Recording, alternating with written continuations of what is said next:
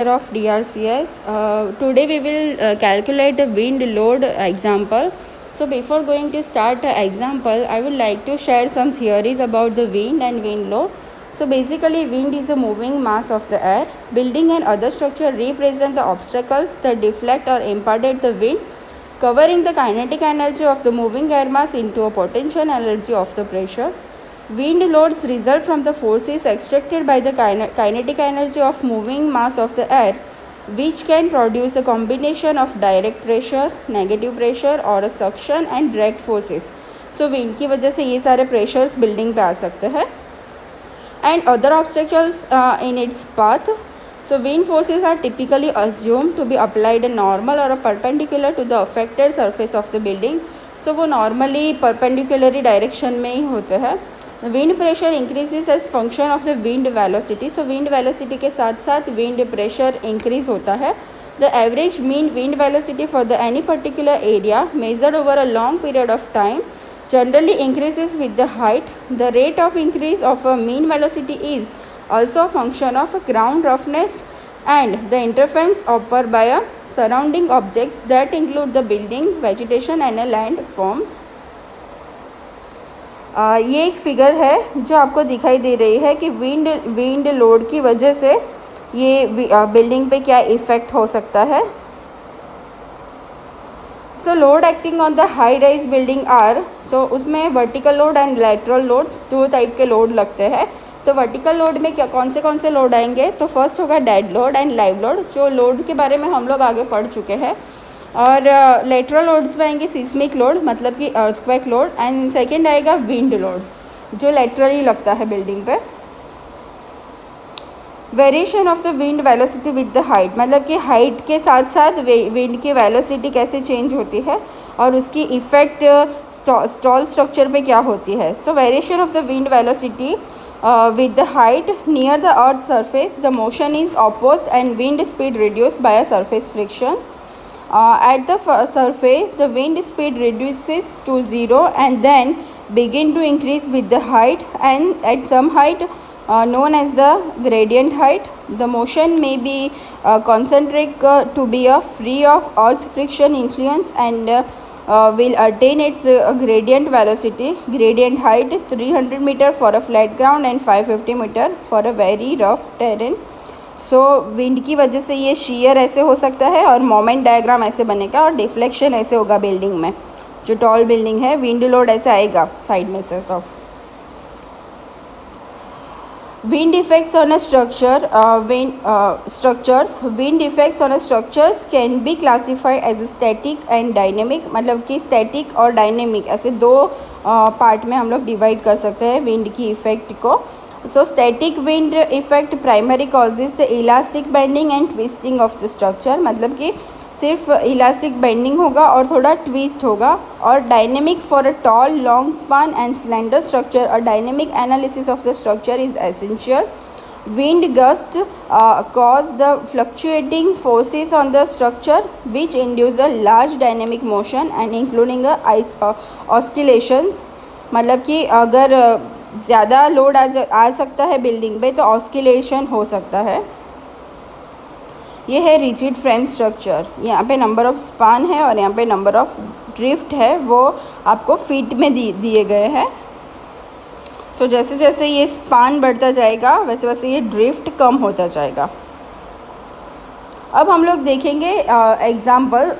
इसके पहले हम लोगों ने एक और वीडियो देखी है जिसमें हम लोग कैलकुलेशन कैसे करते हैं, बट एक बार फिर से इसका रिवीजन कर लेते हैं कि डिज़ाइन विंड स्पीड फाइंड करना हो अगर हमें, तो उसका इक्वेशन होगा VZ is equal to VB into K1 into K2 into K3. So उसमें VZ डिज़ाइन विंड स्पीड है एट एनी हाइट, जिसको हम लोग Z से डिनोट करते हैं. K1 क्या है, तो प्रोबेबिलिटी फैक्टर है. Normally K1 is equal to 1.06 होता है for important buildings for 100 year life के लिए, जो IS 875 पे से आपको मिलेगा.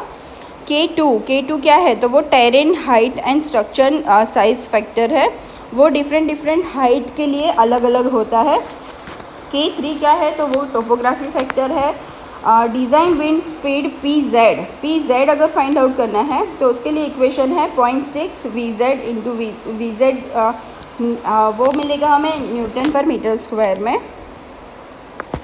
विंड लोड कैलकुलेशन अगर करना है एफ फाइंड आउट करना है तो उसके लिए होगा A E into P D into D C F. उसमें ए ई क्या है तो वो है इफ़ेक्टिव फ्रंटल एरिया।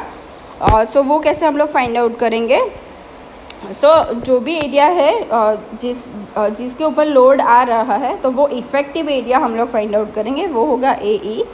अब हम लोग देखेंगे पी डी मतलब कि डिज़ाइन विंड प्रेशर जो हम लोगों ने आगे फाइंड आउट किया है, और सी एफ़। तो सी एफ़ अगर हमें फाइंड आउट करना है तो उसके लिए IS 875 पार्ट 3 में graph number 4A and 4B दो ग्राफ दिए गए हैं।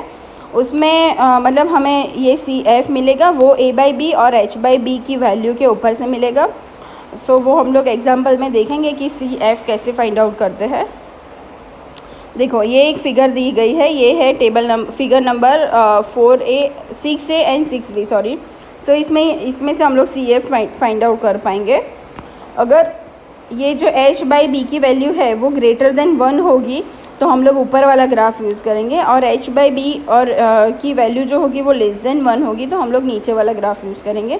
उसमें H और B क्या है तो H है हाइट एंड B है विड्थ ऑफ द प्लान, और हाइट हम लोग एलिवेशन में से देखेंगे। अब हम लोग एक एग्जांपल करते हैं तो उससे आपको ज़्यादा ख्याल आएगा। सो एग्जांपल है calculate a wind load at a different heights like 10, 15, 20 and 30 metre and floor levels using a static method with the help of given data. और डेटा क्या है तो नंबर ऑफ स्टोरीज है 10, हाइट ऑफ ईच स्टोरी है 3 metre, height of the structure है 3 into 10 मतलब कि 30 metre होगा। लोकेशन ऑफ द बिल्डिंग है Vadodara, design life of the structure है 50 ईयर्स एंड कैटेगरी 3 है, और टोपोग्राफी है plain with the upwind slope less than 3 degree. देखो और प्लान हम लोग ऐसे ड्रॉ करेंगे, हमें जो दिया गया है कि ये 15 मीटर बाय 24 मीटर का है जिसमें 666 मीटर का डिस्टेंस है, और ऐसे है 55 मीटर का डिस्टेंस, और ये एलिवेशन है 15 बाय 13 का। सबसे पहले हम लोग कैलकुलेट करेंगे design wind speed. So equation हमारे पास है कि VZ is equal to VB into K1 into K2 into K3। So अब हम लोग सारी चीज़ें फाइंड आउट करेंगे। तो VB के लिए हमें पता है कि हमें लोकेशन क्या दिया है वडोदरा। सो ये जो IS 875 पार्ट 3 है उसमें अपेंडिक्स के अंदर क्लोज नंबर 5.2 है, जिसके ऊपर से हमें ये VB की वैल्यू डायरेक्टली मिल जाएगी लोकेशन के ऊपर से। हमें लोकेशन क्या दिया है वडोदरा, सो हमारा VB क्या होगा 44 मीटर पर सेकंड। तो VB हमें मिल गया 44 मीटर पर सेकंड। अब हम लोग फाइंड आउट करेंगे K1। सो K1 के लिए मैंने बोला था कि टेबल नंबर 1 मतलब कि क्लॉज नंबर 5.3.1 में मिलेगा IS 875 पार्ट 3 में। और हमें क्या बोला है कि डिज़ाइन ईयर क्या है 50 ईयर्स बताया गया है, तो 50 ईयर्स और VB हमारा है 44। सो हमारा K1 क्या आएगा 1 आएगा। अब K2, तो K2 के लिए हमें terrain height and structure size factor मतलब कि ये फाइंड आउट करना पड़ेगा K2 के लिए। सो सबसे पहले K2 के लिए हमें टेरेन तो बताया गया है पर हमें क्लास नहीं बोला था, पर ऐसा बोला था कि ये जो हाइट है वो लेस देन 3 है, तो मतलब कि 20 से 50 मीटर के बीच में हुई, तो हमारा क्लास कौन सा हुआ B हुआ। सो क्लास B के लिए K2 की वैल्यू जो है वो डिफरेंट मतलब वो हाइट के हिसाब से डिफ़र करेगी। सो अगर आप लोग ये K2 वाला टेबल देखोगी, ऐसे टेबल दिया गया होगा आपको IS 456 में टेबल नंबर 2, तो उसमें हमें टेरेन कैटेगरी बताई थी 3 और क्लास हमारा B निकल रहा है। सो हमारी 10 मीटर हाइट के लिए K2 क्या होगा 0.88, 15 मीटर हाइट के लिए होगा 0.94, 20 मीटर हाइट के लिए होगा 0.98 एंड 30 मीटर के लिए होगा 1.03। सो हमारा K2 हमें ऐसे मिल गया, हाइट एंड K2 की डिफरेंट हाइट के हिसाब से वैल्यू। सो ये हमें मिल गई। हम लोग जो मैक्सिमम हाइट मतलब डायमेंशन है वहाँ तक K2 फाइंड आउट करेंगे। सो मैक्सिमम डायमेंशन हमारा 30 मीटर है हाइट, सो इसलिए हमने 30 मीटर तक K2 फाइंड आउट किया है। अब हम लोग फाइंड आउट करेंगे K3। तो K3 क्या है वो टोपोग्राफी फैक्टर है। सो हमें क्लोज नंबर 5.3.1 में बताया है कि if the effect of the topography will be significant at a site when upwind slope is greater than 3 degree and below that the value of K3 may be taken equal to 1 and value of K3 is confined in a range of 1 to 1.36 for the greater than 3 degree. So if हमारा जो slope है less than 3 degree होगा तो K3 कितना होगा 1 और if greater than 3 होगा तो K3 क्या आएगा 1 से 1.36 के बीच में आएगा. सो हमारे पास क्या बोला है कि हमारा जो डिज़ाइन स्लोप है वो लेस देन K3 डिग्री है. सो इसलिए हमारा K3 आएगा 1. So according to given data we have find out K3's value is 1. अब आएगा design wind speed. So design wind speed के लिए जितने भी डेटा है वो हमने फाइंड आउट कर लिए हैं. सो हमें VZ क्या VZ इज़ इक्वल टू हम लोग लिखेंगे कि VB into K1 into K2 into K3. सो हमें VZ की वैल्यू डिफरेंट मिलेगी बिकॉज ऑफ K2 की वैल्यू हमारे पास अलग अलग है. बाकी K1 और K3 की वैल्यू तो सेम ही है.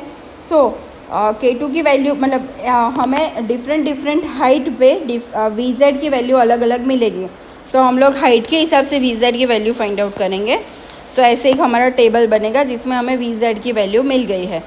अब हम लोग फाइंड आउट करेंगे डिज़ाइन विंड प्रेशर मतलब कि P. We have a equation F is equal to AE into PD into CF where AF we know effective frontal area. PD already we have found in a Gauss steps and let's find CF. How to find a CF? So CF find करने के लिए सबसे पहले हमारे पास height length and width है. ठीक है. सो H है 30, विड्थ है 24 एंड मतलब B एरिया है 15. So A by B is equal to आएगा 0.62 एंड H बाई B आएगा 1.25. So using a graph number 6A. So यहाँ पे हमें बताया गया है कि अगर H बाई बी की वैल्यू ग्रेटर देन 1 है तो हम लोग 6A यूज़ करेंगे और H बाई बी की वैल्यू लेस देन 1 है तो हम लोग 6B यूज़ करेंगे. बट यहाँ पे क्या है हमारी H बाई बी की वैल्यू ग्रेटर देन 1 है. सो इसलिए हम लोग ग्राफ नंबर 6A यूज़ करेंगे. सो ग्राफ नंबर 6A में A बाई बी की वैल्यू और यहाँ पे CF दिया है और ये डिफरेंट ग्राफ्स दिए हैं H बाई बी के लिए. So according to our graph CF की वैल्यू क्या आ रही है 1.2 आ रही है जो मैंने हाईलाइट की है ये रेड पेन से. So CF is equal to हमें क्या मिला 1.2. Calculating a value of frontal area AE कैसे फाइंड आउट करेंगे. सो AE हमारा क्या है effective frontal area obstructing a wind which is identify for each structure. So we can calculate load per unit area therefore frontal area is equal to 1/6. So AE is equal to 1/6. So हमें क्या मिला 6 metre square. देखो यहाँ पे हमारा plan and elevation है. So plan and elevation के हिसाब से 24/15 मीटर का हमारा प्लान है. सो अब हम लोग फाइंड आउट करेंगे कि अलग अलग हाइट के लिए डिज़ाइन लोड क्या है. सो हमारी हाइट के लिए हमने PZ and already find out कर ही लिया था. सो PZ हमारे पास है. सो F फाइंड आउट करने के लिए इक्वेशन है AE into CF into PZ. So AE and CF की वैल्यू सब सेम रहेगी और PZ different according to height अलग अलग होगा. सो उसके हिसाब से हमें F की वैल्यू मिलेगी जो किलो न्यूटन पर मीटर में होगी. हम लोग ऐसे फिगर ड्रॉ कर सकेंगे. देखो 0 to 10 मीटर में हमारा क्या रहेगा F तो 6.58. 10 to 15 मीटर में 7.513 किलो न्यूटन पर मीटर. ये टाइपिंग मिस्टेक है. 20 मीटर में आएगा 8.166 किलो न्यूटन पर मीटर एंड 30 मीटर में आएगा 9.02 किलो न्यूटन पर मीटर. अब ऐसे हम लोगों को एक चार्ट बना देना है जिसमें हमारा आएगा storey number, loading level, height of each floor, design force and design force H each storey. So ये हम लोग ऐसे अलग अलग स्टोरे पे अलग अलग डिज़ाइन फोर्स हम लोग फाइंड कर लेंगे और लास्ट में हम लोग ऐसे फिगर ड्रॉ करेंगे. सो यहाँ पे हमारा एग्जाम्पल कंप्लीट होता है. Thank you so much everyone.